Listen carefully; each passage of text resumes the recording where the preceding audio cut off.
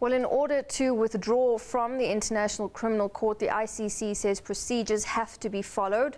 Withdrawal from the ICC is a voluntary and sovereign decision. The UN Secretary General has to be notified. The withdrawal only takes effect after 12 months, and during this period, the member country remains duty-bound by the Rome Statute. Well, staying with this, government is set to file an affidavit at the North Gauteng High Court this afternoon explaining how Sudanese President Omar al-Bashir left the country last week. Al-Bashir left South Africa despite a court order preventing him from doing so. The North Gauteng High Court ruled only after al-Bashir had left that South Africa had an obligation to arrest him under an International Criminal Court indictment. But for more on this, we cross live to our reporter, Chriselda Lewis, who is in Pretoria. Chriselda, good afternoon to you. Now, it's not just a formal sitting, it's just a handing over of the affidavit. So has anything happened yet, and what are the procedures around this?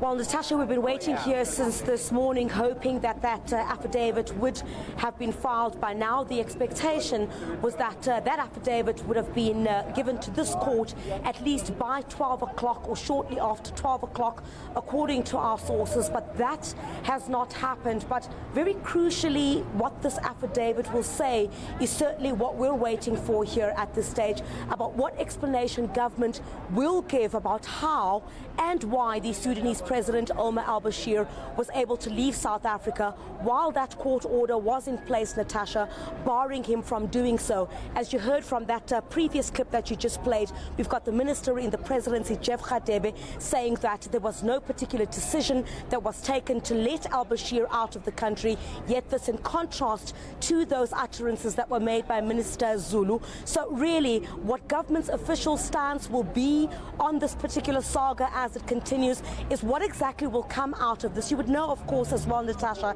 that this court has been quite scathing towards government. Certainly we heard yesterday as well that the sitting of judges had also called on the National Prosecuting Authority, the National Director of Public Prosecutions, to consider criminal charges against those who may have been responsible for al-Bashir's exit from South Africa. So certainly with all of that and the legal wrangling that we see going on and the mudslinging, if we may call it as such, between government and the courts themselves, what government's official stance will be about how and exactly why and by whom he was able to leave South Africa.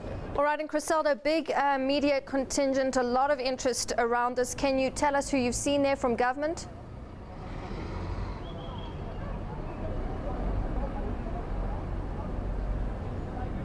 Well, Natasha, it's really unlikely that we'll see anybody from government here today. Many of the media that have been gathering here since this morning are about a story which you're about to run in the news bulletin this afternoon relating to the Aurora saga. But certainly a lot of the media, after that ruling has been handed down, are waiting for this affidavit to arrive here at the North Gauteng High Court. The expectation, of course, as I indicated, was that it would arrive here at about shortly before 12 o'clock or 12 o'clock. We're also getting word that it might be a bit later on this afternoon, but quite a strong media presence here at the moment. Everybody interested in knowing, given that there is no clarity at this stage, and that certainly what we're seeing is different viewpoints being given by different ministers. In that, I mean the minister in the presidency, Jeff Radebe, and the utterances of Minister Lindiwe Zulu about that document, which will clearly state what a government stance is and what exactly happened that led to the Sudanese president